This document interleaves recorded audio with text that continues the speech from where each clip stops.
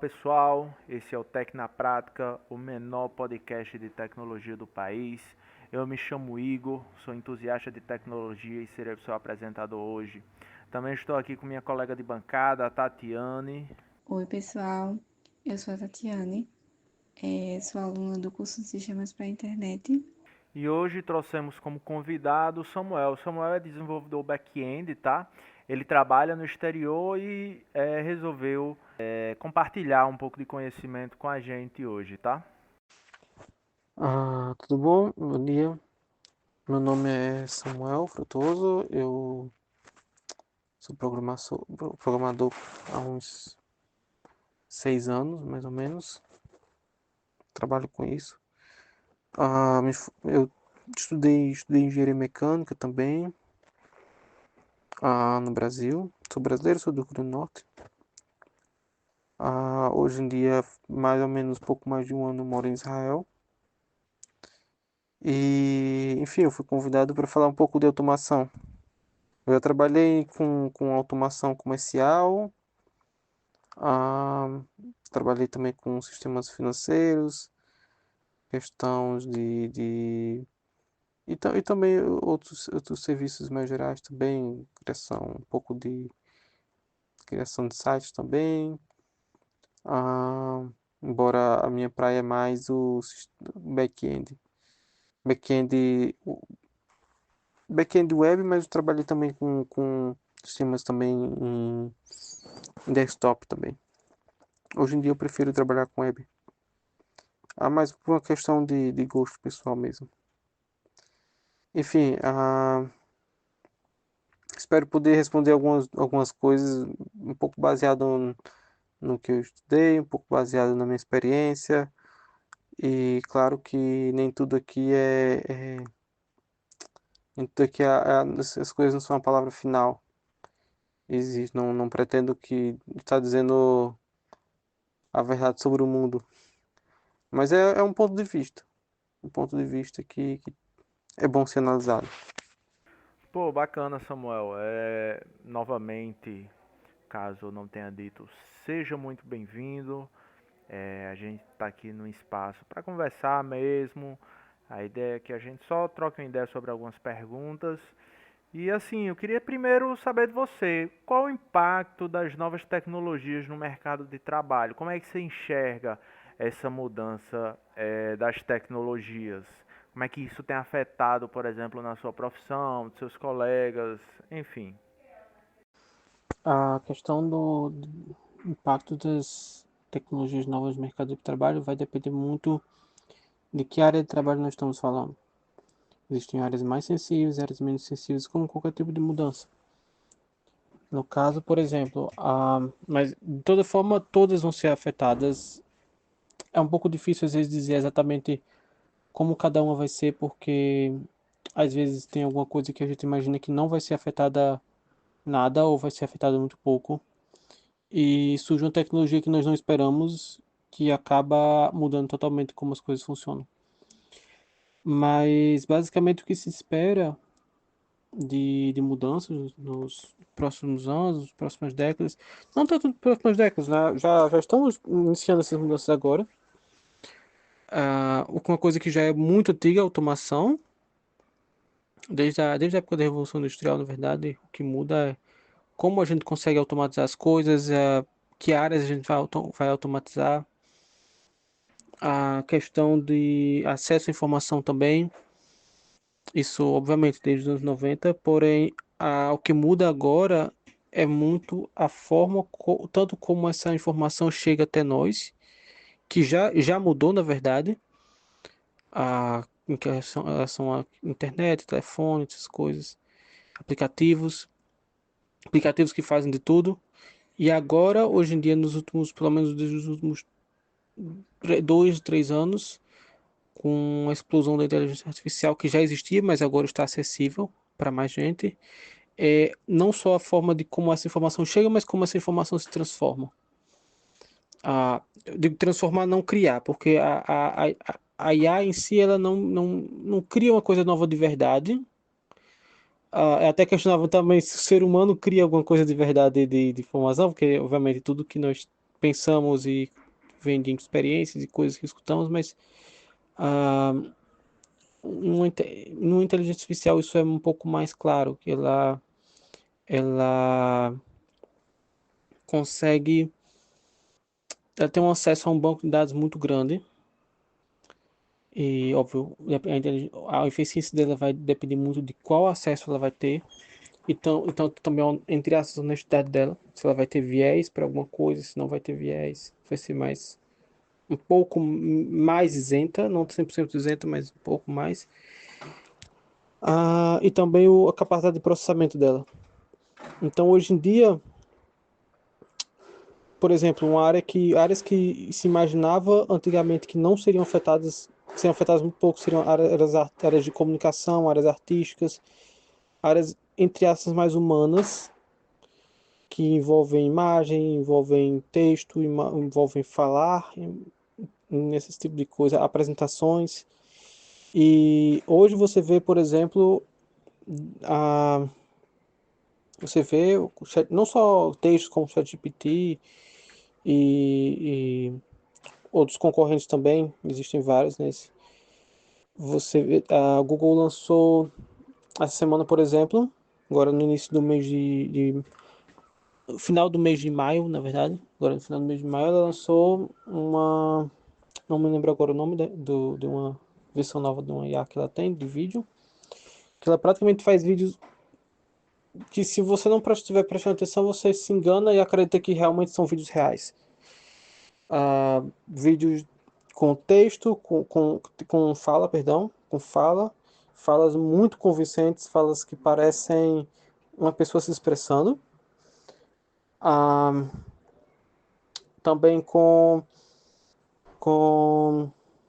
imagens muito convincentes.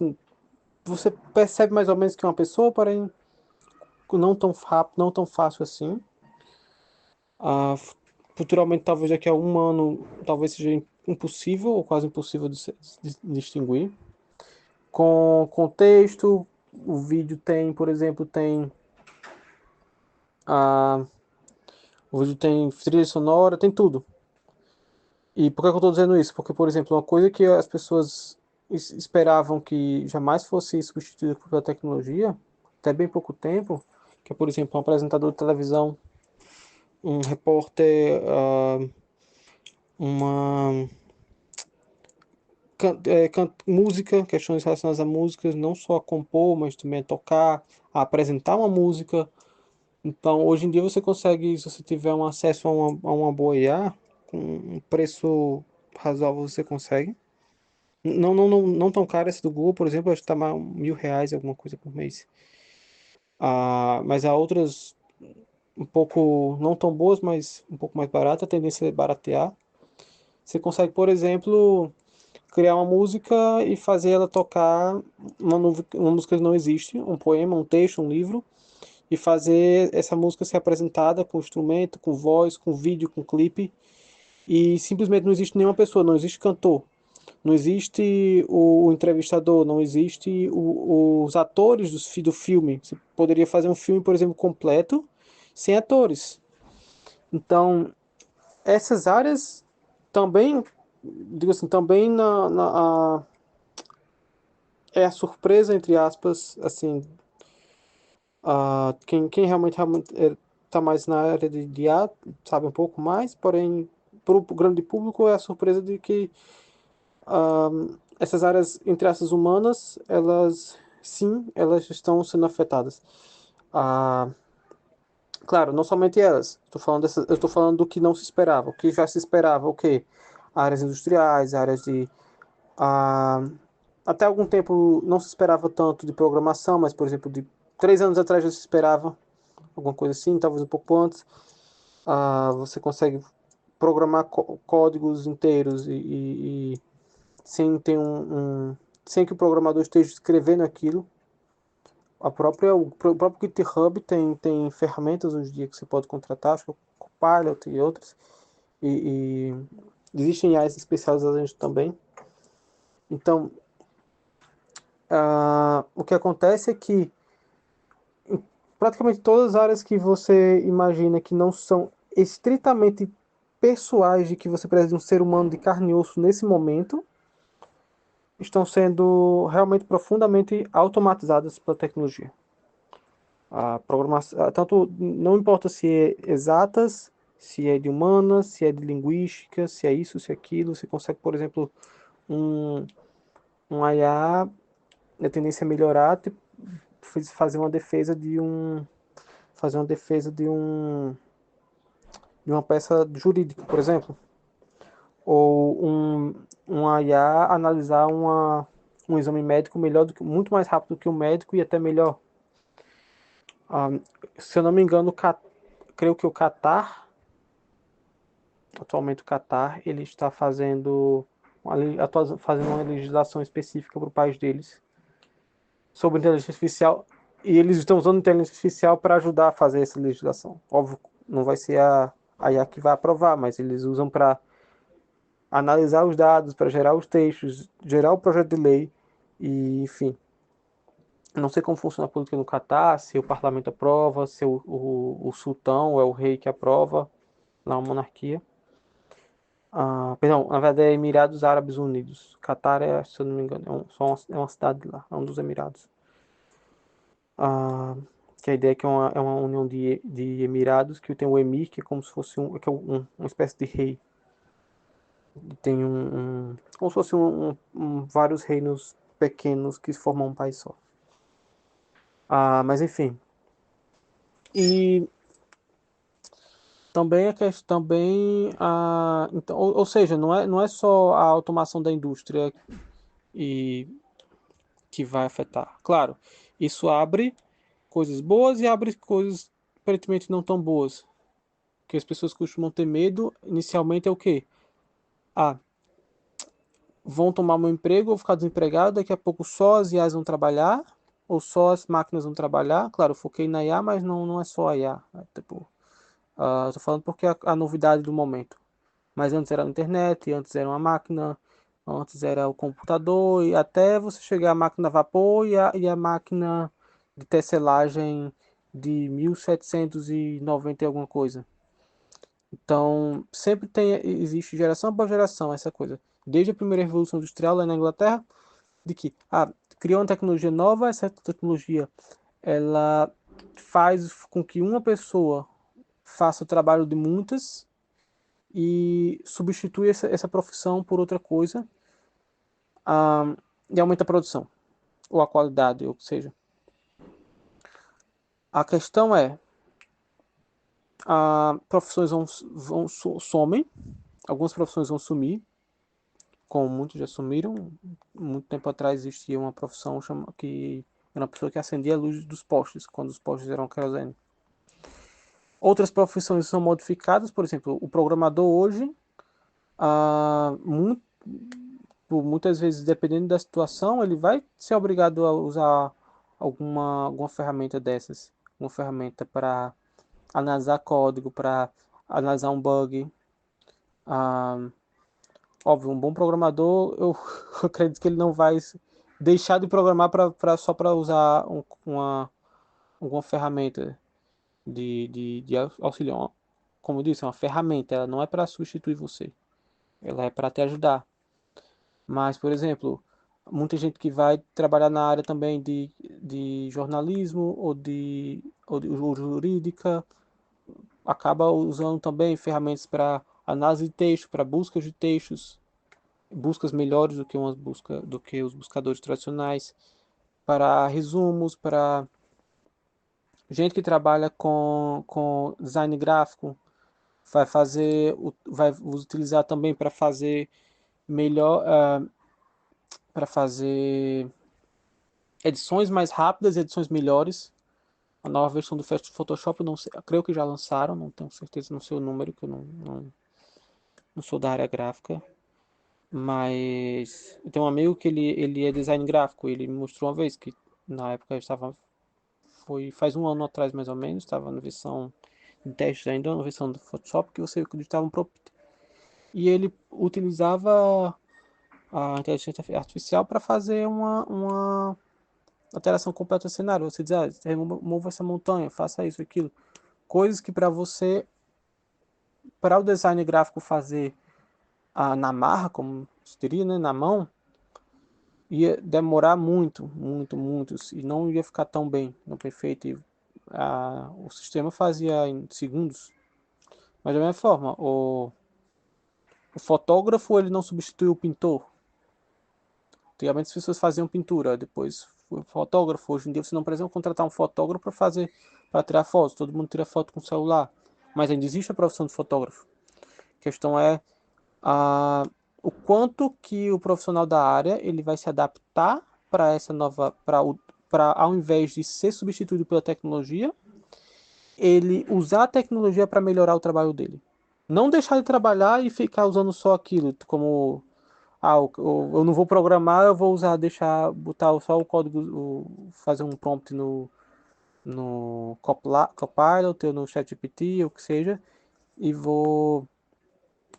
não vou mais fazer nada. Não preciso saber programar. Não, precisa saber programar, claro, tem que saber. Mas a questão é, como eu vou usar isso como ferramenta quando for necessário usar como ferramenta, quando for útil.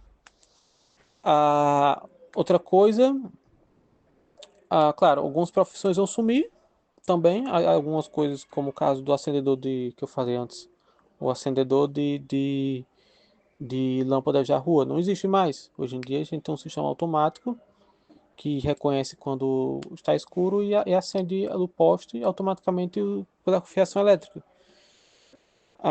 Em compensação, essas pessoas agora elas vão poder ser alocadas em profissões que, para a nova realidade, ela vai ser, elas vão ser necessárias. Porque profissões morrem, profissões se criam também, profissões nascem. E outras simplesmente continuam, mas de uma maneira modificada. Então, o impacto é esse. A questão é as pessoas conseguirem se adaptar. A gente tem um sistema que permite que as pessoas se adaptem e façam essa migração. Porque aí sim, se a gente não tiver isso, e aí entra a educação, e entra a sociedade, não só a educação de escola, mas também a cultural também, como que a gente, como sociedade, vai conseguir conduzir essas pessoas para poderem, e elas também individualmente, porque isso não tira a decisão própria da pessoa, ela também tem que correr atrás. Ninguém pode ficar esperando que a sociedade me ajude. Mas, claro, na medida do possível, a sociedade tem que ajudar sim. Então, creio que é isso. É uma questão de transformação, adaptação.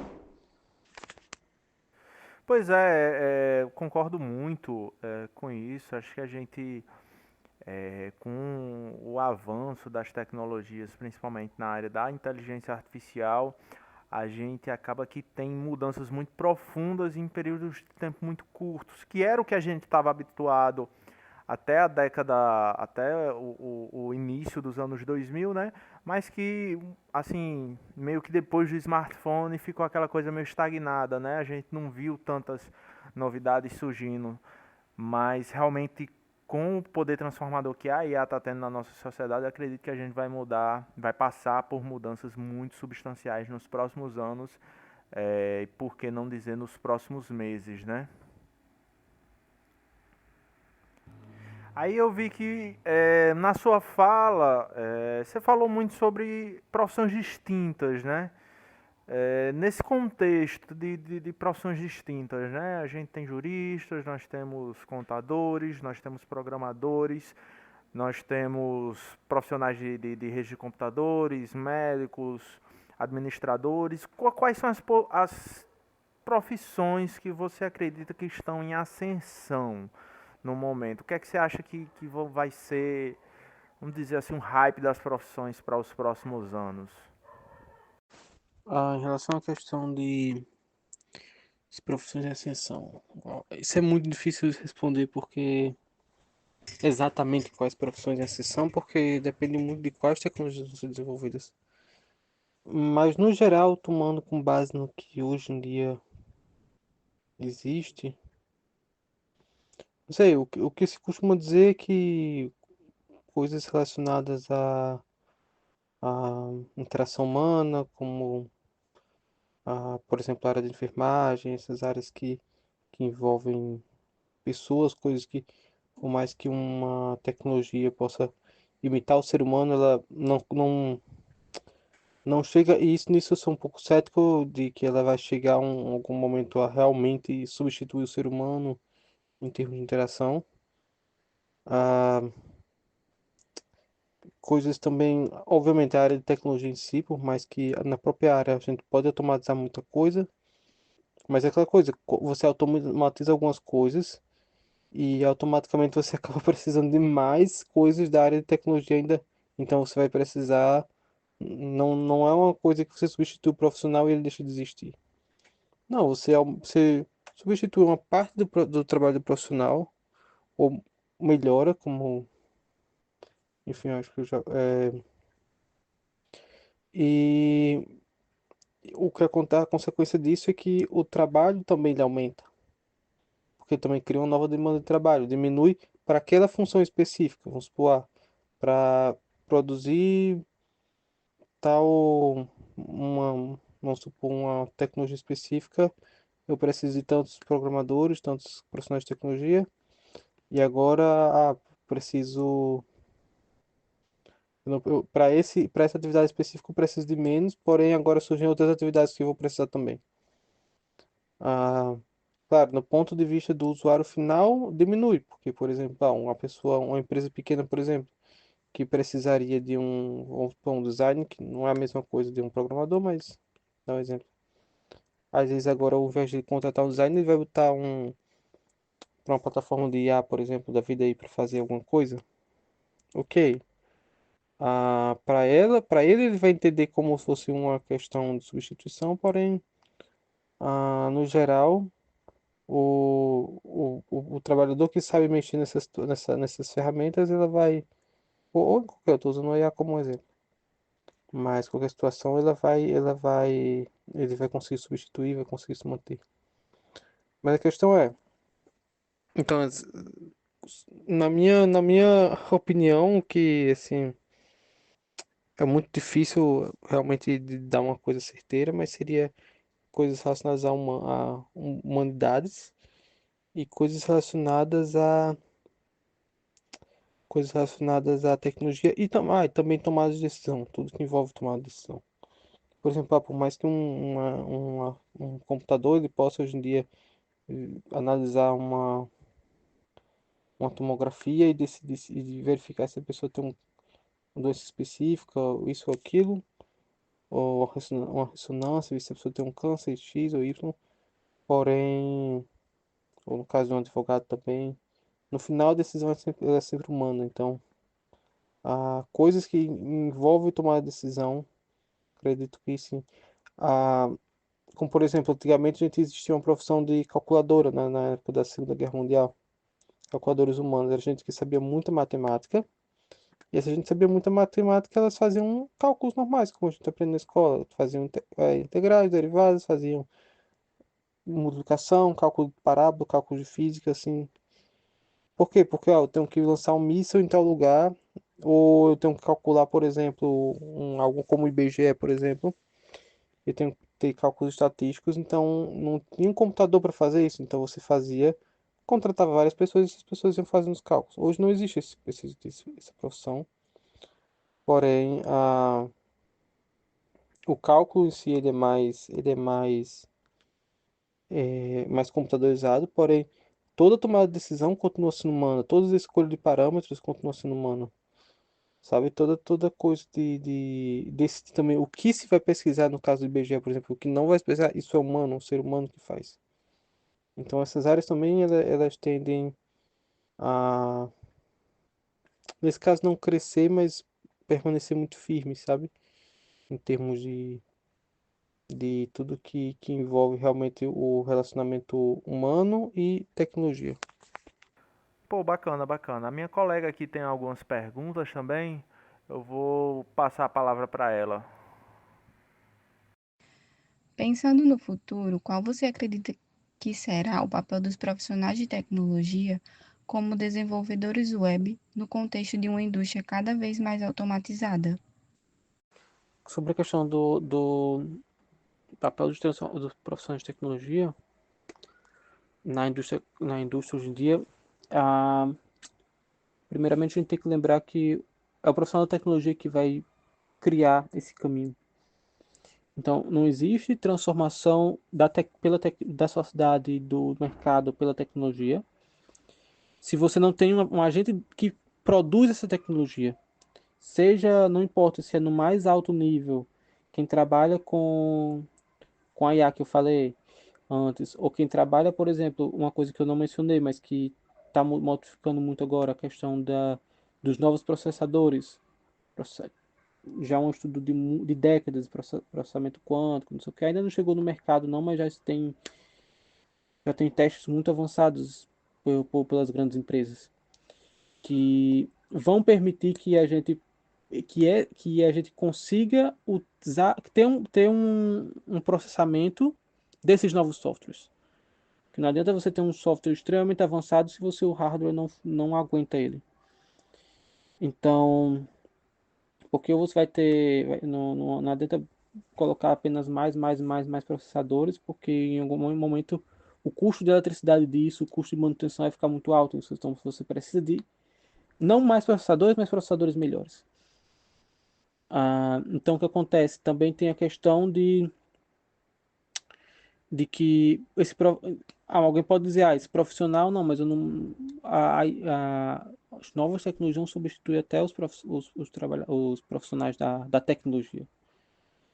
Eu não acredito que vá substituir, talvez vai substituir o profissional ruim, ou que não quer mudar, o que é estranho na área da tecnologia, porque você tem que é uma área que por si ela é de se adaptar sempre. Porém, por mais que você tenha um sistema que ele tem uma inteligência ali, não sei o que e tudo mais, que ele tem para se adaptar, mas tem que existir uma condução humana naquilo. Não, as máquinas, computadores não são organismos, não são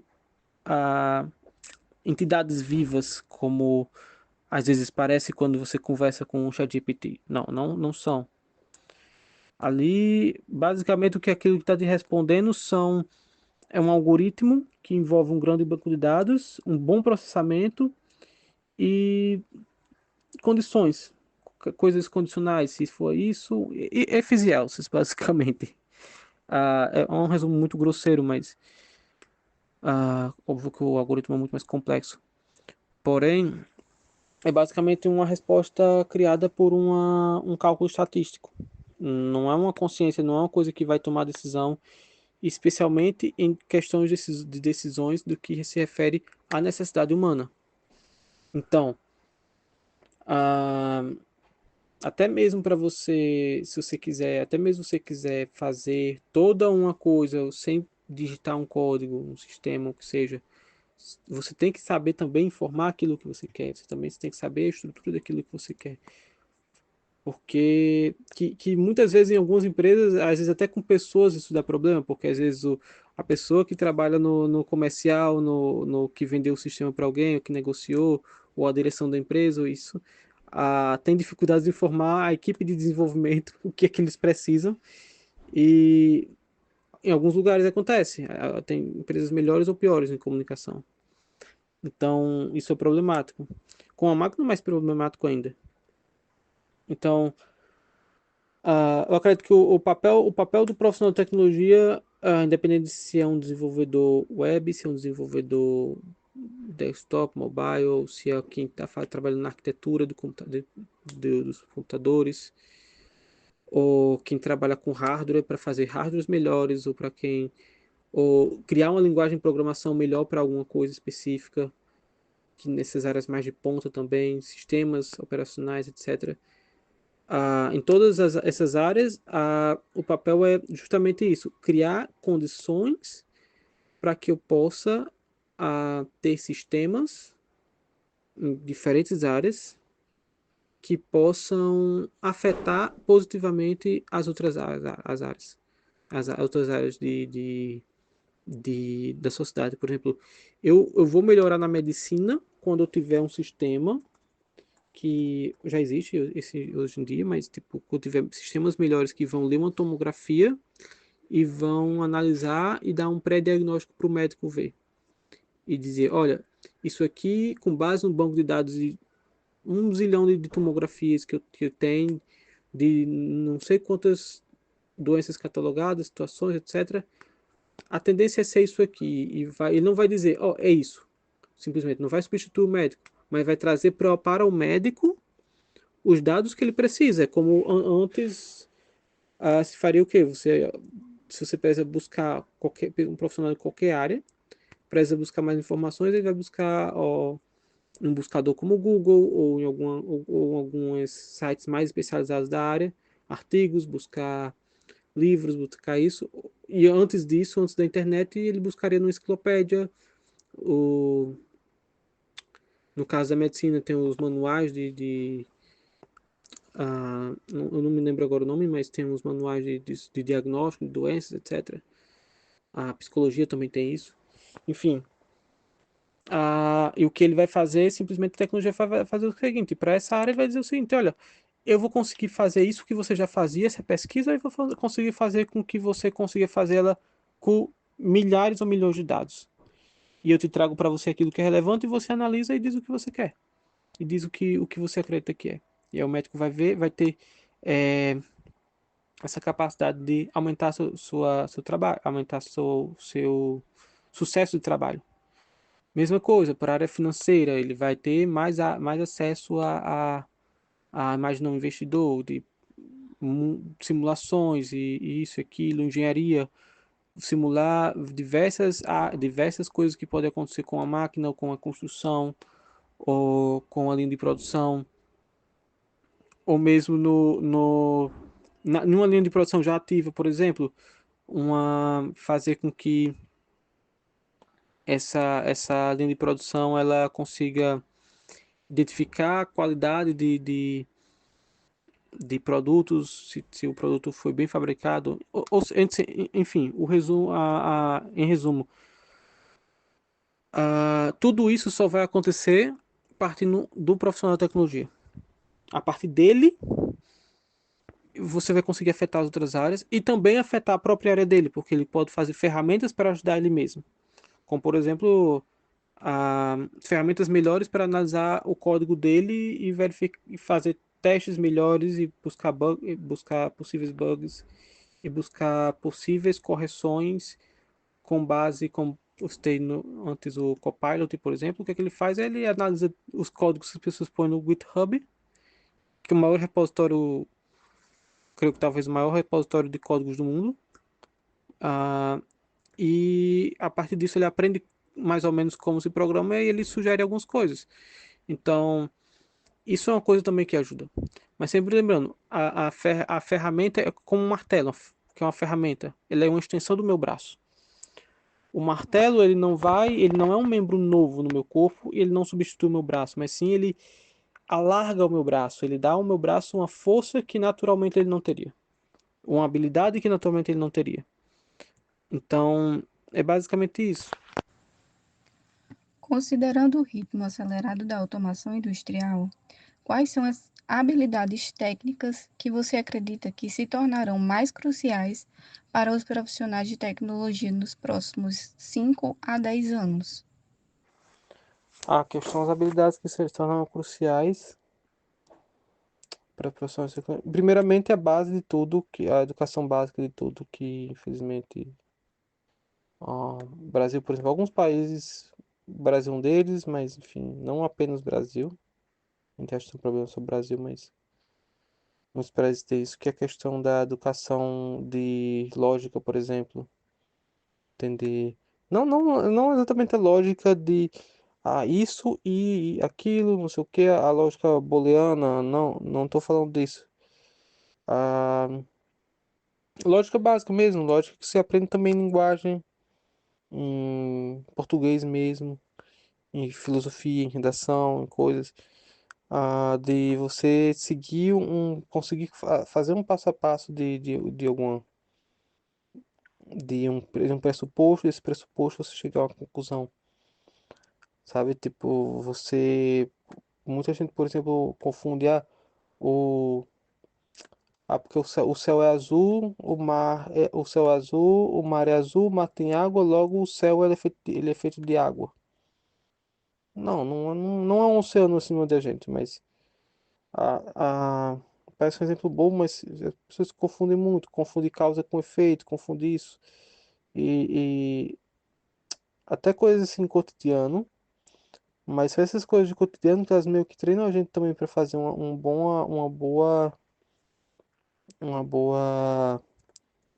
análise, por exemplo, da construção de um software, no caso de quem é programador, no meu caso, ou de resolver, por exemplo, até mesmo tipo, ou construção de uma rede, de alguma uma rede de internet, ou da solução de problemas de alguma coisa, ou o cara de suporte, ou o cara do que vai fazer os testes de qualidade de um software. Não é o programador, mas é o cara que vai testar para ver se tem bugs, se tem coisas.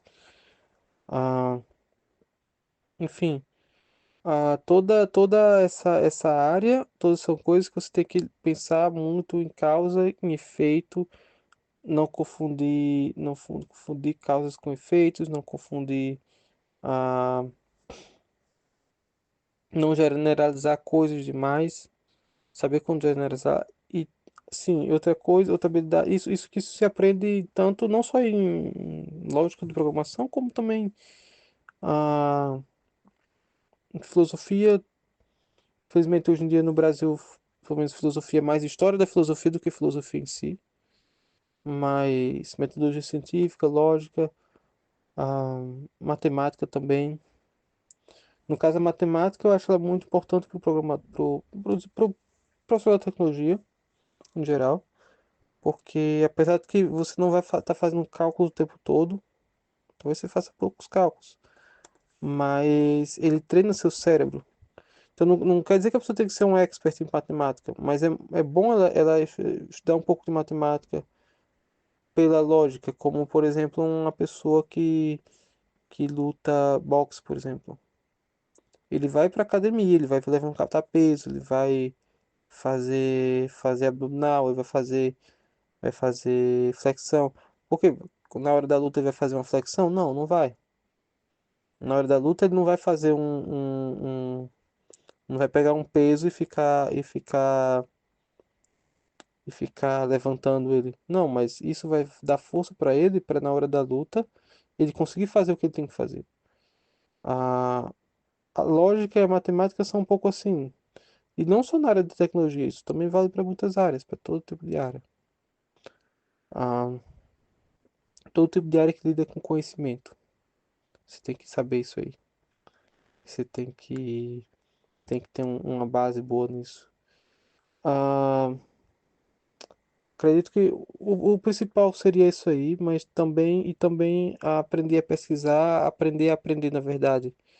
E especialmente hoje em dia que as coisas são muito jogadas na nossa cara. Antigamente se dizia, eu lembro quando eu estava no colégio, os professores diziam, na nossa época a gente não tinha o Google, a gente tinha que pesquisar na, na, nos livros, não sei o que, isso que era estudo de verdade, ok. Ah, e realmente a gente se acostumou um pouco a só pesquisar, e hoje em dia, você não precisa nem pesquisar, existe, você faz uma pergunta por um terminal e ele te responde. Ah, e às vezes a gente confia demais nisso, e acaba, ah, não só também nessas coisas, também até mesmo na faculdade, a gente às vezes decora a questão, às vezes decora os exemplos que o professor deu, a gente decora e não busca a fundo a entender de verdade o que é aquela coisa, sabe? Por isso que eu acho que aprender a pesquisar e aprender a aprender e aprender a ter essa habilidade esse interesse de procurar entender como de fato as coisas são, e não somente, eu quero aprender, decorar quais são as respostas. Isso é importante. Porque, por exemplo, se alguém te diz, a resposta dessa aqui é isso, a resposta é aquilo, aquilo, etc, etc, e você lembra, ok, você tem uma boa memória. Você tem uma memória fotográfica e decorou tudo que você viu. Mas aí no momento que você vai ver uma coisa, uma situação nova que você não viu antes, você não vai saber responder, sabe? Então, isso é muito importante. Não só nos próximos 5, 10 anos, isso sempre. Isso que eu tô falando, ele é básico, assim, para tudo. Especificamente por agora, sim, ah, entender um pouco, entender como interagir com essas ferramentas novas, entender como ah, as tecnologias que são tendência também, não de modinha, porque, por exemplo, as pessoas sempre surge, na minha área, por exemplo, de programação, sempre surge uma linguagem de programação nova, todo mundo diz que agora ela vai revolucionar tudo, vai substituir as antigas, e aí você tem sei lá, PHP, Python, por exemplo, tem uns 30 anos, mais ou menos, ou mais, então aí firme e forte. O PHP já mataram ele 200 vezes, hein? Continua aí. Java, mesma coisa. Não que a pessoa vai se engessar e tudo mais, mas ah, até porque tem muita coisa que a área de tecnologia ela é dinâmica, então tem muita coisa que vai embora. Ninguém hoje em dia programa COBOL, por exemplo. Algumas, quer dizer, poucas pessoas sim, mas o que eu quero dizer é isso. Ah, como que tem um pouco de pé no chão também quando você vai pensar tendências novas, não ficar indo de coisa em coisa. Assim, ou seja, em resumo, buscar o que é novo, mas também tentar saber avaliar se esse novo que vem, ele realmente é um novo relevante ou é só um novo que daqui a um ano, 2 anos ele vai parar, ele vai passar, sabe? E acredito que é isso. E claro, as coisas específicas de cada área, de automação industrial, as coisas específicas no caso, se você for para a automação industrial, como tu na pergunta, entender como é uma indústria, entender uma linha de produção, entender esse tipo de coisa, a entender também um pouco de economia também, se você for por essas áreas também, porque você tem que saber o impacto econômico e social também disso que você vai fazer. E no caso de áreas mais, digamos, computacionais de tecnologia, claro, óbvio, entender também as novidades também das áreas de tecnologia também. Além toda essa base que eu já falei. Quais os maiores desafios para preparar profissionais para o futuro da automação? Eu acho que hoje em dia os maiores desafios de preparar profissionais para o futuro da automação. ah, de início eu pensei dois agora. Primeiro, depois eu quero expandir um pouco melhor isso. O primeiro é você aprender você não deixar que o seu estudo seja automatizado. Ou seja, você vai automatizar coisas, mas as coisas não vão te automatizar. Explico.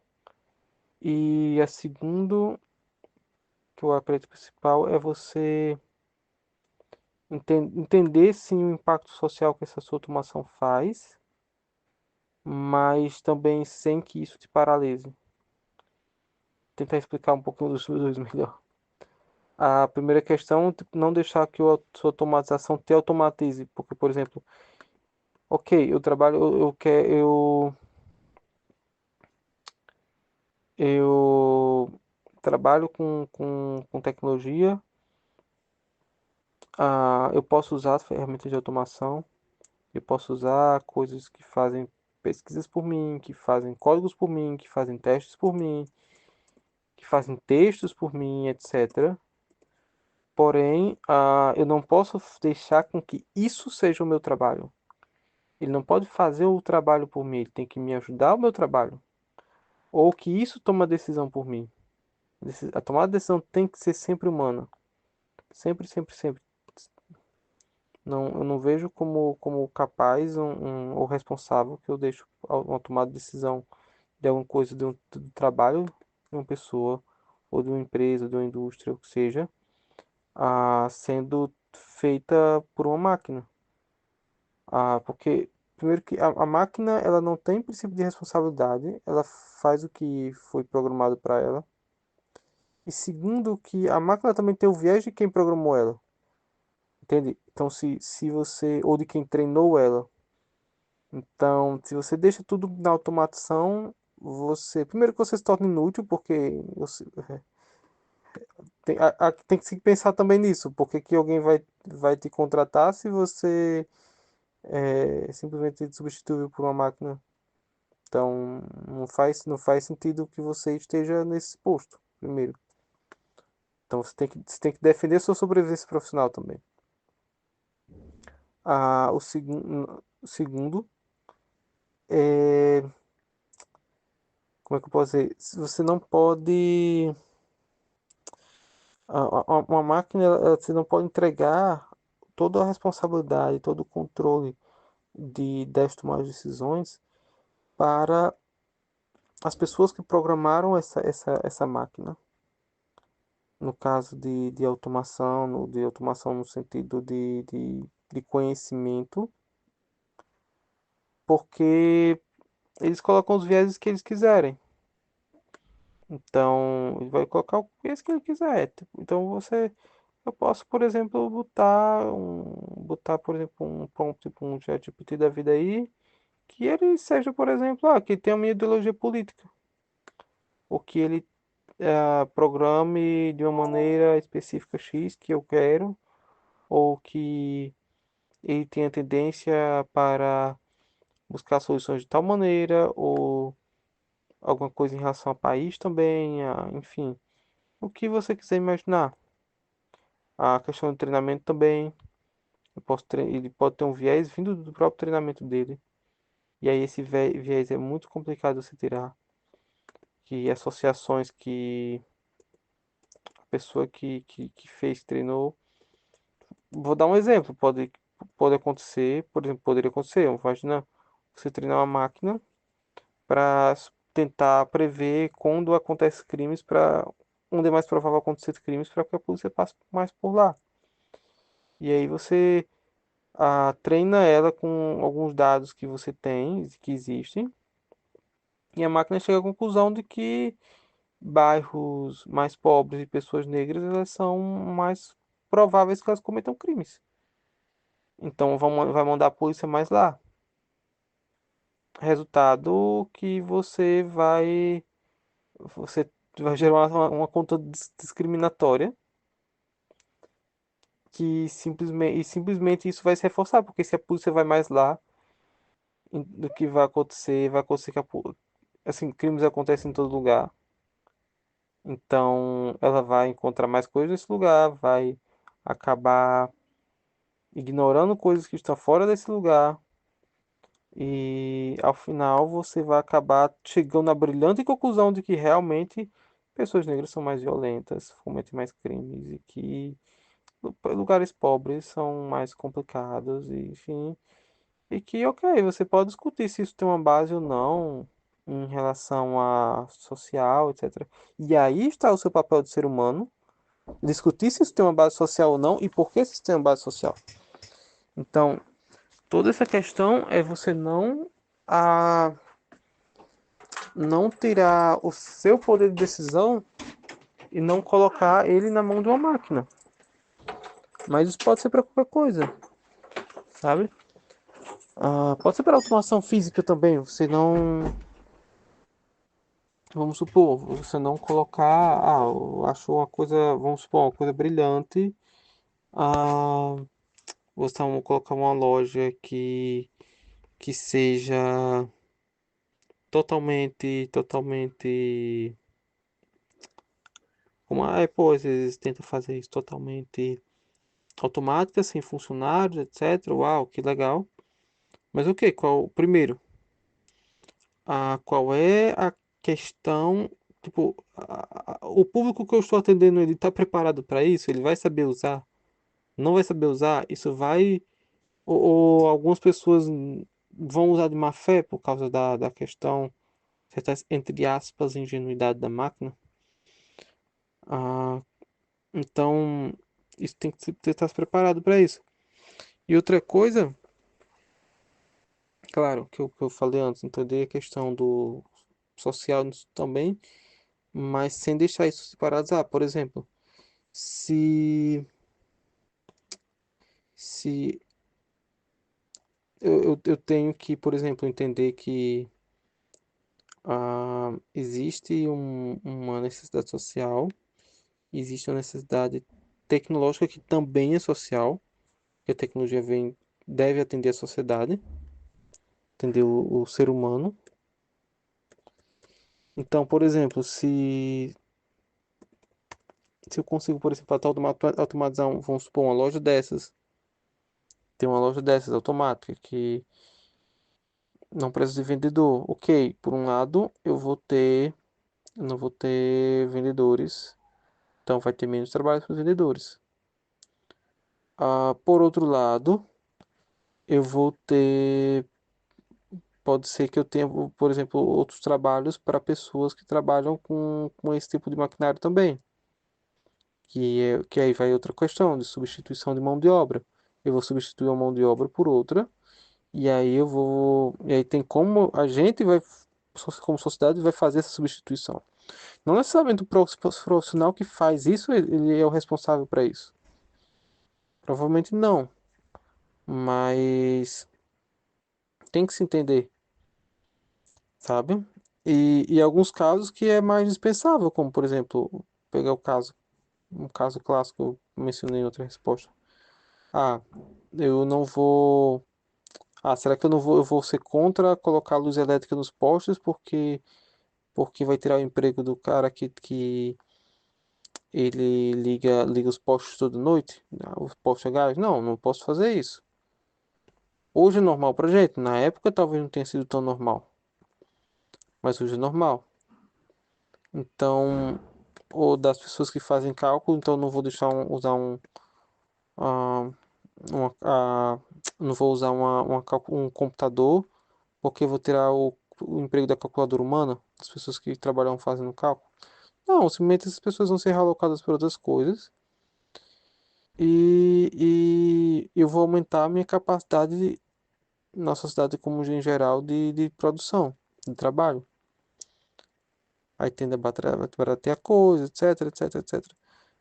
Claro, a questão é o impacto que isso vai ter é exatamente o quanto que essa sociedade está pronta para fazer essa transição, porque dependendo da profissão, dependendo da sociedade, dependendo da característica dessa profissão, classe social, estudos, blá, blá, blá, blá, blá, economia também, isso vai ocorrer de uma maneira mais suave, que é o ideal, ou mais violenta, que acredito que ninguém bem intencionado quer. Que aí é o problema. Aí realmente é aí que vai gerar crises sociais.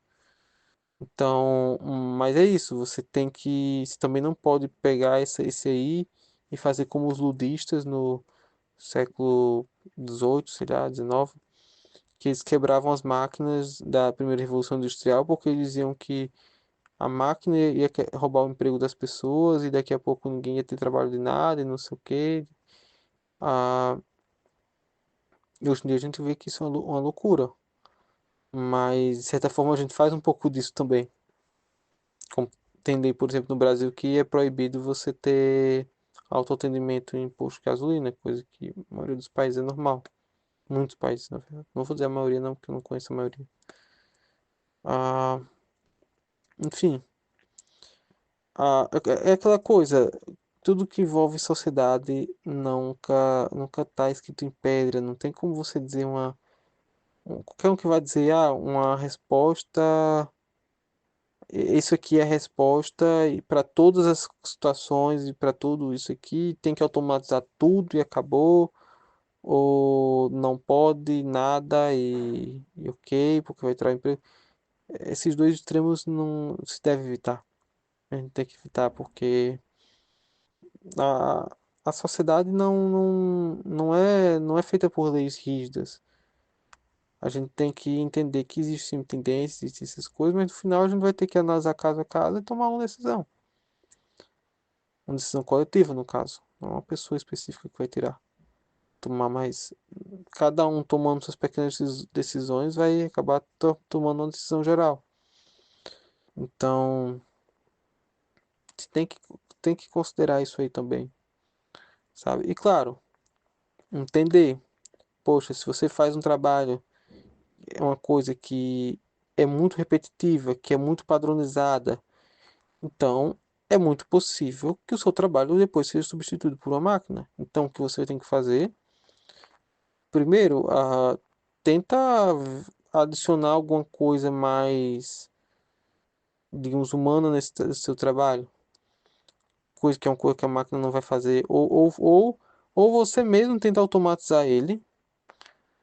E a parte que dá para automatizar. E você foca, agora que você automatizou a parte mais, digamos, mais bruta, você foca em melhorar a parte que não é automatizável. Por exemplo, um contador. Um contador, você faria o quê? Ele iria o que? Automatizar todo o processo de análise, de levantamento de nota fiscal, disso, aquilo, que uma parte hoje em dia já é automatizável, mas tem toda uma parte também de correção de documentos de imposto, etc, que não é tão automatizada, coisas de envio para dados da Receita, etc. E aí ele vai poder focar nas outras coisas que são mais importantes e menos automatizadas. Alguns tipos de tomada de decisão para o cliente, o próprio relacionamento com o cliente, a questão de você entender qual a necessidade dele, além do número. Então isso é importante. Focar no que não é tão automatizável assim, sabe? Automatiza o que você precisa, o que você puder, e o que você não puder, esse que vai ser o seu diferencial.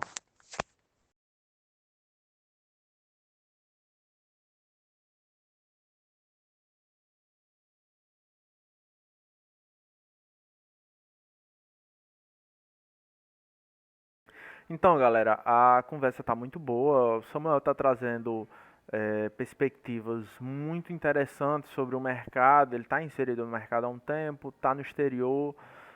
Então é sempre bom a gente conversar com alguém que tem essa visão, né? Que tem esse contato com outros profissionais, com outras regiões. Aí, Samuel, eu queria saber um pouco sobre a questão da automação em si. Você acha que na área da tecnologia, a automação industrial, ela está tirando empregos ou está transformando os empregos? Porque, tipo, eu já tive algumas experiências no meu trabalho, no meu antigo trabalho, onde eu realizava um trabalho que tirava empregos e ao mesmo tempo transformava, porque, tipo, a gente fazia montava sistemas de portaria remota. E esse tipo de sistema acaba com o emprego de porteiro presencial, né? Porém, abre vagas para o porteiro remoto, que substitui aí 4 ou 5 porteiros. Então, no fim das contas, acaba tirando.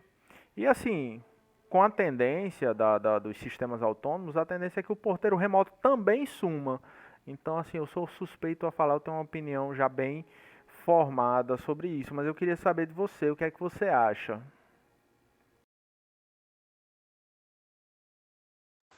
Em relação a eliminar e transformar, eu acredito que ela mais transforma, mas essa resposta depende muito é muito mais a ver com a sociedade que você vive do que com a tecnologia em si. Porque a tecnologia, o avanço tecnológico é uma necessidade humana.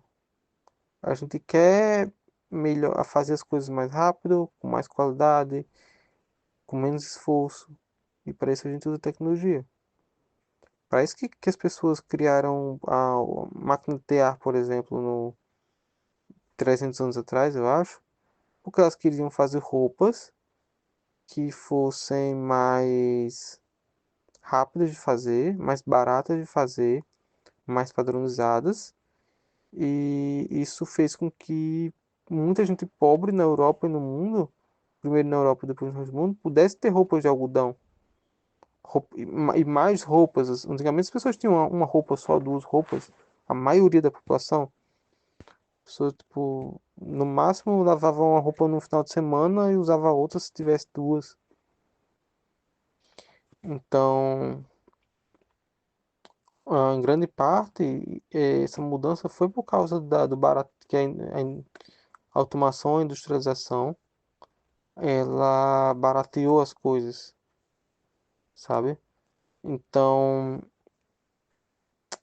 de certa forma, tirou um pouco do emprego de muito costureiro que tinha, muita costureira que tinha, muita gente que trabalhava feiano.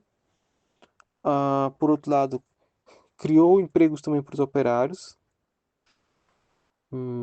Vamos supor que a quantidade de operários não foi exatamente a mesma quantidade de fiadores, costureiros, enfim, que tinham talvez um pouco menos, enfim, ah, no geral.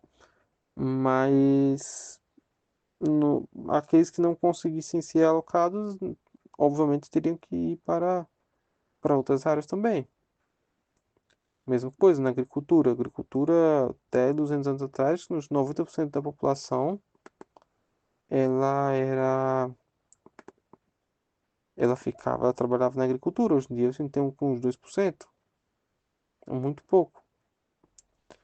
Então, isso não é tanto um problema, é um pouco um problema, depende esse problema ou não, dependendo se você consegue realocar essas pessoas. Se você consegue, ótimo. Se não consegue, isso é problema.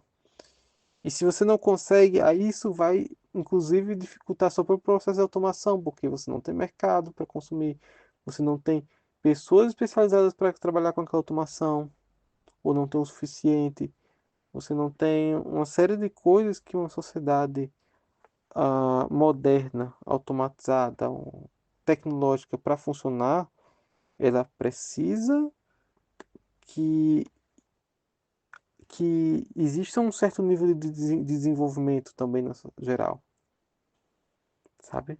A pobreza, o desemprego, essas coisas não é bom para nenhum tipo de progresso tecnológico.